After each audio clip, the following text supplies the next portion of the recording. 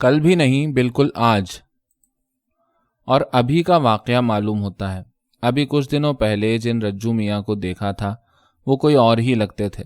65-70 کے وسط کا دبلا پتلا جسم جو دراز قامتی کی وجہ سے کچھ جھک گیا تھا اور پیچھے تھوڑا کوبڑ نکل آیا تھا، ہمیشہ سستے سفید کپڑے کا شلوکا اور ٹخنوں سے کافی اونچی 7 ہاتھ والی موٹی دھوتی، سر پر خشخشی بال، ہلکی ہلکی پکی ہوئی چھوٹی سی داڑھی اور مشکل سے نظر آنے والے دھوئیں کے رنگ کی آنکھیں۔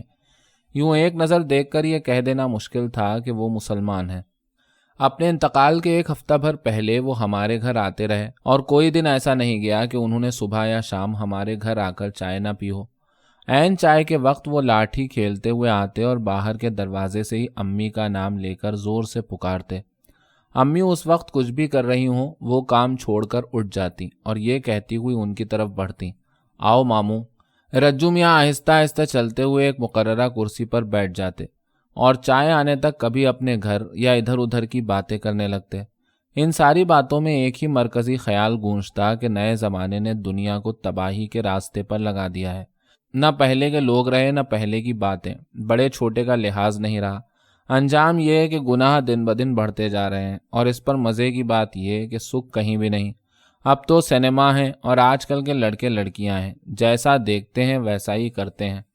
سنتی ہو بہو، وہ امی کو لگ بھگ پکار کر کہتے، میری یہ عمر ہو گئی ہے، گھر کہتا ہے جا، قبرستان کہتا ہے آ، لیکن سینما ہوتا کیا ہے یہ آج تک مجھے معلوم نہیں۔ پتہ نہیں لوگ کیسے دیوانے ہیں، بیٹھا بیٹھا گانا سنتا ہوں تو کان میں انگلی دیے بغیر نہیں رہا جاتا۔ توبہ توبہ۔ اور یہ لیلون کیا ہوتا ہے بھائی؟ سینما سے ہی پھیلا ہوگا کہ نہیں؟ ارے تماشا تو دیکھو۔ اس دن روبینہ مجھ سے کہتی ہے، دادا ہم بھی لیلون کی اوڑھنی لیں گے، دادا ہم بھی لیلون کی اوڑھنی لیں گے۔ میں نے کہا سینما کیا میرے ہی گھر پر کرو گے؟ اس پر محسن نے کیا کہا جانتی ہو؟ کہنے لگا یہ تو آج کل کا فیشن ہے، گھر گھر کی لڑکیاں پہنتی ہیں۔ میں نے کہا گھر گھر کی لڑکیاں جائیں چولہے بھاڑ میں، دوسروں کی دیکھا دیکھی کیا تو بھی بہن کو بازار میں جا کر نچوائے گا؟ ممی خواہ خاموشی سے سنتی یا ہاں ہوں میں گردن ہلاتی، میں یا صوفیہ مسکرائے بغیر نہ رہتے۔ کبھی یوں ہی چھیڑنے کے لیے میں کہتا، دادا اس عمر میں بھی تمہارے سب دانت برابر ہیں اور چشمہ بھی نہیں لگتا، کیا کوئی دوا وا؟ وہ شاید ان کی سب سے کمزور اور دکھتی ہوئی رگ تھی، تڑپ کر کہتے، دوا وا کچھ نہیں بیٹا، یہ پرانی ہڈی ہے، برسوں کا کھایا پیا ساتھ دے رہا ہے۔ تم لوگوں کی طرح ہوتا تو کب کا بیٹھ گیا ہوتا۔ ارے آج ڈالڈا کے زمانے میں ملتا ہی کیا ہے کھانے کو؟ جیسی سرکار دورنگی ویسی چیزیں، جیسا دودھ گھی ہم لوگوں نے کھایا پیا ہے ویسا تو تم لوگوں کو دیکھنا بھی نصیب نہیں۔ آج کل کے نوجوانوں کو دیکھو تو رونا آتا ہے، بھری جوانی مانجھا ڈھیلا۔ ہاں سینما کے گانے جتنے چاہو گوا لو۔ صوفیہ مسکرا کر ایک بار میری طرف دیکھتی، اس زمانے میں آپ چائے تو نہیں پیتے ہوں گے دادا؟ وہ ایک لمحہ رک کر جواب دیتے، ہاں بیٹا نہیں پیتا تھا، پہلے اس کی ضرورت ہی کیا تھی، لیکن اب ادھر اس کی ایسی عادت ہو گئی ہے کہ وقت پر نہ ملے تو رہا نہیں جاتا۔ اب اسی دن کی بات لو، شام کو کسی وجہ سے چائے نہیں پی تھی، رات کو سو گیا، لیکن آدھی رات میں اچانک آنکھ کھلی تو محسوس ہوا جیسے کوئی سر کو ہتھوڑے سے کچل رہا ہو۔ کچھ دنوں پہلے ایک شخص کو دیکھا تھا کہ سائیکل میں ہوا بھرتے بھرتے سر پکڑ کر بیٹھ گیا تھا۔ 24 گھنٹوں کے بعد اس کا انتقال ہو گیا۔ بعد میں لوگوں نے بتایا کہ اسے بلڈ پریشر تھا۔ یہ کوئی نئی بیماری ہوگی۔ کیوں؟ مجھے اپنی حالت دیکھ کر اس شخص کی یاد آ گئی۔ تھوڑی دیر کے لیے ڈرا بھی، لیکن تمہارے لیے جھوٹ میرے لیے سچ۔ اسی وقت جیسے ہی ادرک ڈال کر چائے پی کے سارا درد کافور ہو گیا۔ ایسی یا اس قسم کی دوسری تراش خراش کے باوجود رجو میاں نے نہ تو کبھی برا مانا اور نہ ہی انہوں نے ہمارے یہاں آنا جانا بند کیا۔ دراصل ان کے بارے میں امی کے دل میں ہی کمزوری تھی۔ اپنے ابا کے انتقال کے بعد ان کا مزاج بن گیا تھا کہ وہ ہر ضعیف بزرگ کے لیے ہمدردی کے ساتھ بہت سی مامتا بھی انڈیل دیتی۔ دروازے پر آیا کوئی بوڑھا فقیر شاید ہی کبھی اترے ہوئے چہرے کے ساتھ لوٹا ہو، اکثر امی اسے اتنا خوش کر دیتی کہ وہ دل کی گہرائیوں سے دعائیں دیتا ہوا لوٹتا۔ ان کے ان جذبات کو سمجھ کر شاید ہم میں سے کسی نے کبھی بھی کچھ نہیں کہا، حالانکہ ان کے اس طرح آنے اور گھنٹہ ڈیڑھ گھنٹہ باتوں میں ضائع کرنے کی بات کسی کو پسند نہیں تھی۔ خاص طور پر اس دن والے واقعے کے بعد تو اس سلسلے میں زبان ہلانے کی ہمت نہیں ہوئی۔ پچھلے دنوں میں چھٹیوں میں آیا ہوا تھا، وقت سے بہت پہلے راشن ختم ہو جانے کے لیے ابا جھلا رہے تھے۔ बनिए के यहाँ से 60-60 रुपए का किराना आता है, लेकिन उससे भी महीना नहीं निकल पाता। 4 बार साबुन चाहिए, 1.5 सेर घी, 4 सेर खाने का तेल और 10 सेर शक्कर। अरे इस घर को क्या हो गया है? लुटाओ साले को, खुले हाथ लुटाओ। भरने मरने के लिए वो एक हरामजादा अभी जिंदा बैठा है। कोई तो बता दे आखिर 10 सेर शक्कर का क्या होता है। चाय पान की जिम्मेदारी चूंकि सूफिया की थी, लिहाजा उसने दबी जबान से कहा, अब्बा घर के अलावा बाहर वाले भी तो पीते हैं। जो भी आता है हुक्म सादिर होता है, चाय लाओ। अब आपके मिलने जुलने वाले हैं, भैया के दोस्त अहबाब हैं और अम्मी के अपने अइज़्ज़ा व अकारिब। अपना नाम शामिल होते देखकर अम्मी आग बगूला हो गईं। तड़प कर बोली, मेरे कितने अइज़्ज़ा व अकारिब आते हैं? किस किस को चाय पिलाती हूँ, ज़रा बताना तो। हाँ, एक कब्र में पाँव लटकाए मामू आते हैं, लेकिन वो भी कितने दिनों के लिए, आज मरे कल दूसरा दिन। अब्बा ने कह दिया, बूढ़ा हो या जवान, बूंद बूंद से ही घड़ा भरता है। और अम्मी ने बात पकड़ ली। जार जार रोती रहीं कि जिस घर में उन्होंने अपनी तमाम उम्र गुजार दी, वहाँ उन्हें इतना हक भी नहीं रह गया है कि किसी को अपनी मर्जी से एक प्याली चाय पिला सके। ऐ आग लगे ऐसी जिंदगी को। बात का रुख बिल्कुल दूसरी तरफ पलटते देख अब्बा ने अपना माथा पीट लिया। सभी ने अम्मी को समझाने की कोशिश की, लेकिन उन्होंने 2 दिन तक अनाज को हाथ नहीं लगाया। उनके पास चाय ले जाई गई तो वो भी ये कहकर लौटा दी कि रहने दो, चाय बगैर कोई मर नहीं जाऊंगी। सच है, बूंद बूंद घड़ा भरता है। सूफिया का हाल अलग बुरा था। घर के कोनों गोशों में बैठ बैठ कर रोई और चेहरा सुजा लिया, लेकिन चाय की पतीली को हाथ नहीं लगाया।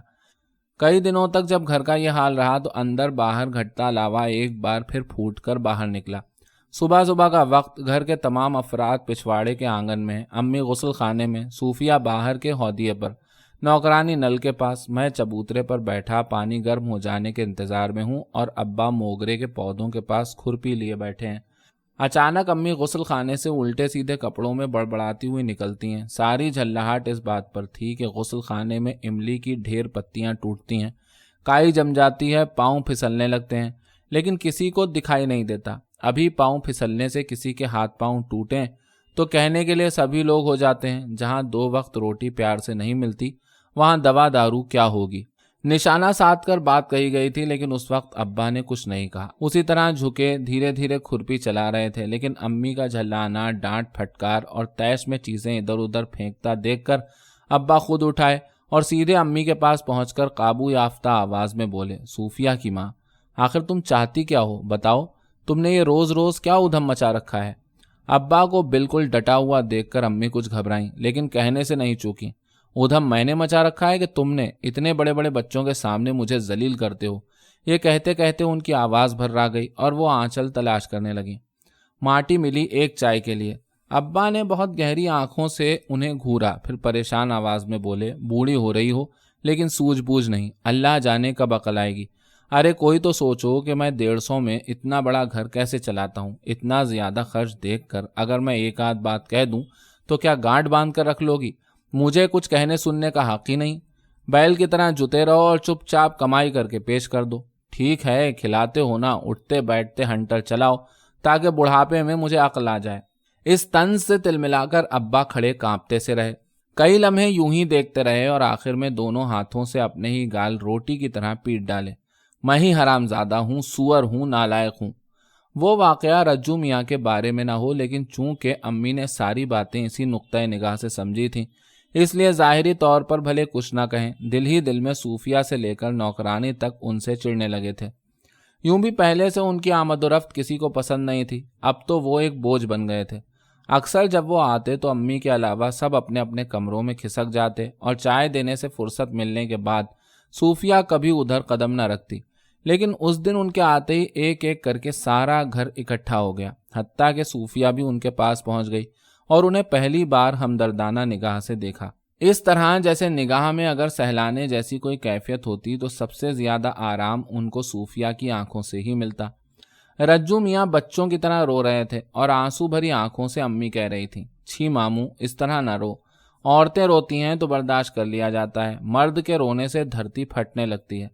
जितने लोग बारी बारी से पहुंचते गए वो सबको अलग अलग रोते हुए बताते, देखो मोहसिन ने आज मुझे मारा।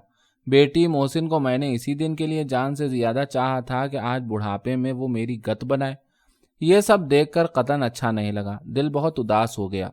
محسن پھوپھیزاد بھائی ہے، مجھ سے 1-2 سال بڑا بھی ہوگا، لیکن غصے کی وجہ سے لگا کہ کہیں وہ سامنے ہوتا تو برداشت کرنا مشکل تھا اور شاید میں لڑ بیٹھتا۔ یہ کہا کہ مردانگی یا بہادری ہے کہ 70 سال کے بوڑھے کو مار کر اس کا مظاہرہ کیا جائے، اور وہ بھی اسے جس نے ماں باپ کی پرواہ نہ کرتے ہوئے دن رات چھاتی سے لگائے لگائے بچے سے جوان کیا ہے۔ کل یا آج سے نہیں، میں محسن کو بچپن سے جانتا ہوں، ان دنوں سے جب ہم لوگ پرائمری میں پڑھتے تھے اور اپنے کسی ساتھی سے جھگڑا ہونے پر محسن نے اس کے گال میں چھوٹی قینچی بھونک دی تھی۔ لڑکا نسبتاً کسی بڑے آدمی کا تھا اور اس کے لہو لہان ہوتے ہی سارے اسکول میں سناٹا چھا گیا تھا۔ محسن پہلے اپنے ماسٹر سے پٹا اور پھر ہیڈ ماسٹر سے، اور یہ پیشن گوئی کر کے گھر بٹھا دیا گیا تھا کہ وہ آگے چل کر ضرور کسی نہ کسی کا خون کرے گا۔ مڈل اسکول پہنچنے پر بھی چھوٹے موٹے واقعات ہوئے تھے۔ کئی ایک کو مارنے پیٹنے کے منصوبے اس نے میرے سامنے بنائے تھے اور مجھ سے اپنی شرارتوں میں زبردستی تعاون حاصل کیا تھا۔ سچ کہوں تو اندر ہی اندر میں اس کے اچھے خاصے جسم، طاقت اور بے خوفی سے خائف تھا۔ جیسے روز شام کو ایک آدھ رسی لے کر موتی تالاب کے میدان میں نکلنا، کسی بھی لاوارث گھوڑے کو پکڑنا اور اس کے منہ میں رسی کی لگام دے کر ننگی پیٹھ پر دور دور تک گھڑ سواری کرنا۔ اس کے اس کھیل میں اکثر الگ الگ رہ کر ہی ساتھ دیا کرتا تھا، جیسے ساتھ ساتھ جا کر گھوڑا پکڑنے میں مدد دینا، محسن کے سوار ہو جانے پر دور ہٹ کر گھوڑے کی پشت پر ایک آدھ سونٹا جما دینا اور تالیاں پیٹ کر چلانا، اور دوڑاؤ محسن بھائی، اور زور سے۔ یوں اسے اس طرح لطف اندوز ہوتے دیکھ کر میری طبیعت نہ مچلتی ہو ایسی بات بھی نہیں تھی، لیکن اپنے کمزور جسم کا خیال آتے ہی اداس ہو کر رہ جاتا۔ آخرکار ایک دن ضبط نہ کر سکا تو میں نے کہا، محسن بھائی مجھے بھی گھوڑے پر چڑھاؤ نا۔ چڑھے گا؟ آ بیٹھ جا۔ اس نے اتر کر گھوڑے کی پیٹھ پر ہاتھ کی ایسی چوٹ دی کہ گھوڑا اپنے جسم کو جھٹک کر بہت زور سے ہنہنایا۔ بہت ہمت کر کے میں قریب آیا، لیکن یکایک گھوڑے پر چڑھنے کی ہمت نہیں ہوئی۔ آخر تک نہ ہوتی، اور میں شاید جان ہی نہیں سکتا کہ گھوڑے کی سواری کیسی ہوتی ہے، لیکن محسن کی للکار، ڈرپوک ہونے کے تانے اور ہمت افزائی نے کچھ ایسا رنگ جمایا کہ میں چکر میں ہی آ گیا۔ پیٹھ پر بیٹھتے بیٹھتے میں نے سہمی ہوئی آواز میں کہا تھا، محسن بھائی یہ دوڑے گا تو نہیں؟ جواب میں ہنس کر اس نے اتنی زور کا سونٹا گھوڑے کو رسید کیا کہ میں ٹھیک سے سنبھل بھی نہیں سکا اور گھوڑا بے تحاشا دوڑنے لگا۔ اتنا یاد ہے کہ کچھ دیر میں پورے 2 فٹ اوپر اچھل اچھل کر گھوڑے کی پیٹھ پر گرتا رہا۔ دوڑتے دوڑتے یکایک گھوڑے نے اپنی گردن جھکائی اور پیچھے کی دونوں ٹانگیں اچھال کر ایسا جھکولا دیا کہ اس کی گردن پر سے ہوتا ہوا میں نیچے آ گرا، اور کچھ یاد نہیں۔ اسی رات معلوم ہوا کہ گھوڑا میری پیٹھ پر اپنی ٹاپ کا ایک نشان چھوڑتا ہوا بھاگ گیا تھا۔ محسن کے ساتھ کا یہ تجربہ ایسا تھا کہ بعد میں کبھی کوئی سمجھوتا نہیں ہو سکا، حالانکہ اس نے اسکولی زندگی میں کئی بار مختلف موقعوں پر اور تجاویز پیش کی۔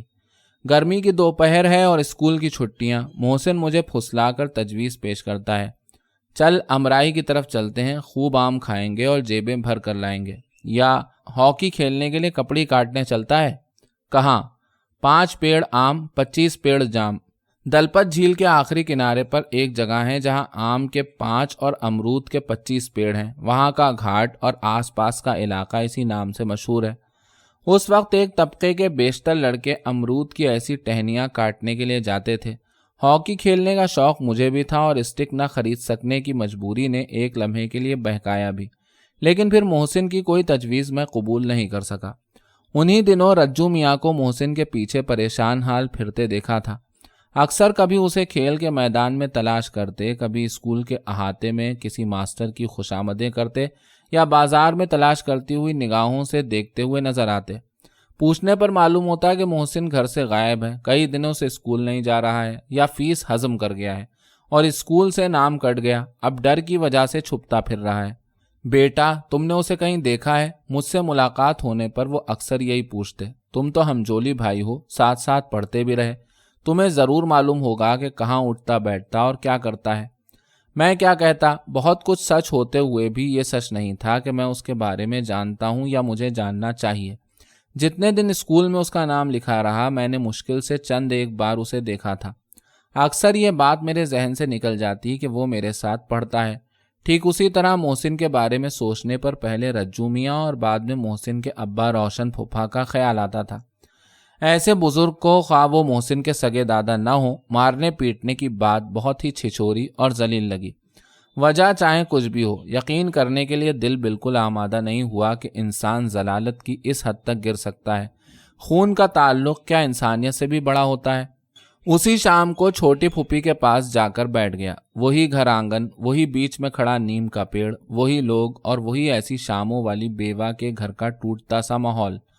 छोटी फूफी नीम के नीचे वाले आंगन में झुकी खर खर करती हुई आहिस्ता आहिस्ता झाड़ू दे रही थी। दोनों पहर के मिलने का वक्त और गर्मियों की शाम का आसमान, न उजाला ठीक से छुपा है और न अंधेरे के डैने अभी खुले हैं। आसमान बिल्कुल नीले और बेशिकन कागज की तरह साफ तना है और उस पर बेतरतीबी से फैले सफेद बादल अनाड़ी हाथों से जैसे तैसे खिंचे खरिया मिट्टी के निशानात से लगते हैं। मैं जाकर पेश करदा चटाई पर चुपचाप बैठ गया और छोटी फुप्पी की तरफ देखने लगा। मुझे बिठाकर उन्होंने फिर से झाड़ू उठा ली और अपना अधूरा काम पूरा करने लगी। सब कुछ वही है जैसा कि बरसों पहले था। वही बगल के मोती तालाब से बह बहकर आती बिसांद आलूद हवा, वही घर आंगन, हत्ता के खपरेल के नीचे वाले बांस धुएं और सड़ने की वजह से काले और खोखले हो गए हैं। जहां तहां से टूट कर निकल भी आए हैं लेकिन तब्दील नहीं किए जा सके। कहीं कुछ भी नया नहीं है, वही पुरानापन जो रफ्ता रफ्ता टूटता है तो फिर बन नहीं पाता। फूफी, ये किसका मकान बन गया? मैंने पड़ोस का एक नया मकान देखकर पूछा। बैठने पर भी अहाते के ऊपर से उस नए मकान की साफ साफ सफ़ेद कलईशुदा दीवारें चमक रही थीं और गेरवे रंग के खपरेल अभी मैले तक नहीं हुए थे।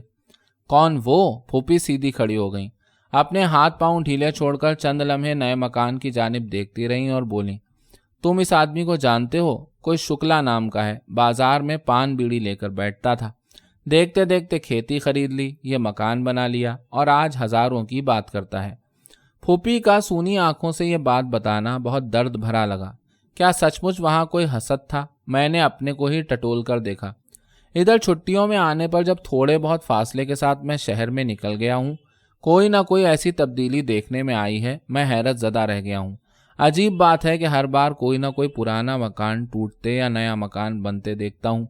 रफ्ता रफ्ता अपना ही शहर कितना अजनबी और दूर दूर होता जा रहा है।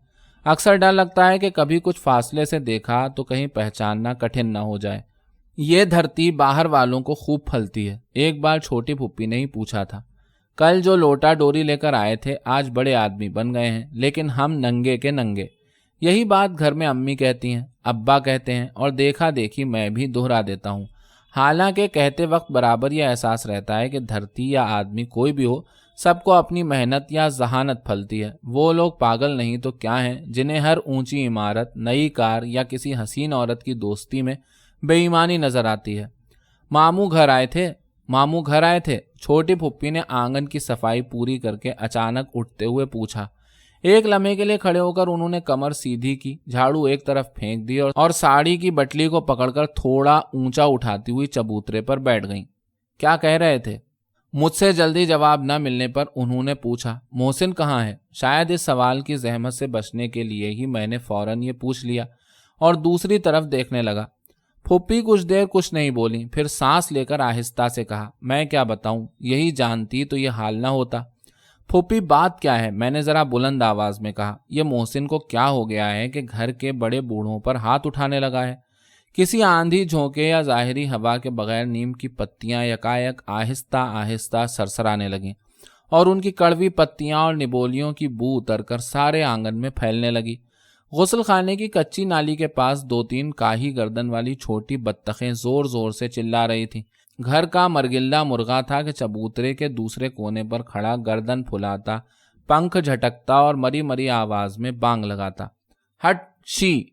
फूफी ने वहीं से हाथ उठाकर बत्तखों को भगाने की कोशिश की और फिर जिस अंदाज में खामोश बैठी रहीं उससे गुमान हुआ कि कहीं भी कोई गैर मुतवक्का बात नहीं हुई है। या तो मुझे झूठी खबर मिली है या दादा की पिटाई इस घर के लिए कोई अहमियत नहीं रखती। अम्मा, जरा इसे देखो जी, अंदर से भाभी की झल्लाती हुई आवाज आई, लेकिन फुप्पी ने उस पर कोई तवज्जो न दी।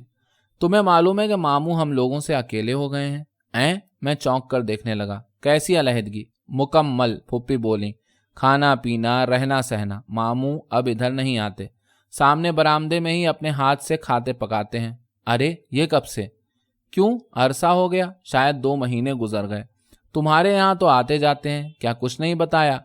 गुज़िश्ता दिनों अम्मी कुछ इसी किस्म की बातें कर रही थी, लेकिन मैंने ध्यान नहीं दिया था। जिस रिश्तेदारी के लिए रज्जू मियाँ ने तमाम जिंदगी खपा दी, आखिर वो मसनूई ही रही। सोचा खून की हिद्दत दूसरी होती है। देखो तो मैं इस घर में इतने बच्चों की माँ बनी, बेटा बहू नानी पोते वाली हो गई, लेकिन शक से अभी तक निजात नहीं मिली। सब मुझे ही मोरिदे इल्ज़ाम ठहराते हैं। मामू की असलियत कोई नहीं जानता, कहूँ तो लोग मेरी ही जबान पकड़ लेंगे। कभी सुनकर देखो मैं उनकी बहू हूँ, लेकिन कैसी वाही तबाही बकते हैं। आखिर क्या बात हो गई फूफी? मैंने बिल्कुल बेचैन होकर पूछा। दरअसल सब कुछ बहुत पुरस्कार लग रहा था और गोलमोल बातों से घबराहट हो रही थी। अरे बात क्या होगी, 100 बात की एक बात यह कि रंडापा बुरा होता है। सर से छत हट जाए तो धूप भी लगती है और छींटे भी पड़ते हैं। लेकिन बताओ मैं क्या करूं? बेटा सीधे मुंह बोलता नहीं, बहू के मिजाज नहीं मिलते। अब कोई भला आदमी आकर 2 घड़ी बैठ जाए तो क्या उससे बात भी ना करूं? अंधेरा होने लगा था, इसलिए फुप्पी के चेहरे के नकूश धुंधले हो रहे थे। नीम की सरसराहट रुक गई थी, लेकिन छोटी बत्तखें अभी तक डरबे में नहीं घुसी थीं। मोती तालाब वाली हवा के पंख इतने शांत थे कि घुटन होने लगी। रो, और जोर से रो। अंदर बावर्ची खाने में भाभी ने बच्चे को एक जोरदार तमाचा जड़ दिया था। शायद वो लोट लोट कर रो रहा था। फुप्पी ने उकताहट के अंदाज में एक बार उधर देखा और दोनों घुटनों पर हथेलियां रखकर ऊह करती हुई उठ गईं। फिर आहिस्ता आहिस्ता चलती हुई बावर्ची खाने तक गईं। कुछ देर बाद गोद में बच्चा और हाथ में लालटेन लिए हुए आकर चबूतरे पर बैठ गईं। सामने लालटेन रखी थी, जिससे नीम के तने से पैंड तक रोशनी फैली हुई थी। शायद तालाब में एक साथ बहुत से बगले उतरे थे। गुस्ल खाने की कच्ची नाली के पास कोई शाम वाला कीड़ा लगातार चिल्ला रहा था, ची चक। सभी लोग थे। फूफी ने सिलसिला कलाम फिर से कायम किया। मुझसे कहने लगे, मैं उनके साथ बदमाशी करती हूँ। कहा, जब तक रोशन था, बुढ़िया थी, शर्मा शर्मी करना पड़ती थी, लेकिन अब कौन देखने वाला है? अरे सता लो, सारी कसर निकाल लो, अल्लाह सब देखता है। एक लम्हा रुककर वो फिर बोली, उनके साथ मैंने कभी कपट की हो तो मेरा सब कुछ चौपट हो जाए। बताओ, अब घर में कुछ है ही नहीं तो मैं कहाँ से दूं? हम लोगों को जाने दो। कई बार तो बच्चे वाले भी 2-2 वक्त भूखे ही सो गए हैं। और मुझे याद आया कि खाने पीने के मामले में रज्जू मियाँ का शौक चटोरपन की हद तक था। बाजार में कोई नई सब्जी आई तो उसकी खबर लेकर वही हमारे घर पहुंचते। सुनती हो बहू, आज भिंडी आई है, नई फसल, और कमला साग। ज्यादा भीड़ और लूटपाट की वजह से हासिल करना मुश्किल हो गया। ले दे के ये 4 पैसों की मिली, सो लेता आया हूँ। जरा हो सके तो अपनी हांडी में इसे भी डाल देना। ये दंडकारनी वाले बंगाली जब से आए हैं, मछली तो खाने को नहीं मिलती। सड़ी गली सभी ऐसे भाव में बिक जाती है कि हमारे जैसे लोग देखते ही रह जाएं। मछली वालियां हैं कि आंख मिलाकर बात नहीं करती। जानती हो, अंगूठे बराबर जरा सी मोगरी को पूछो तो 8 आने से कम में देखने भी नहीं देती।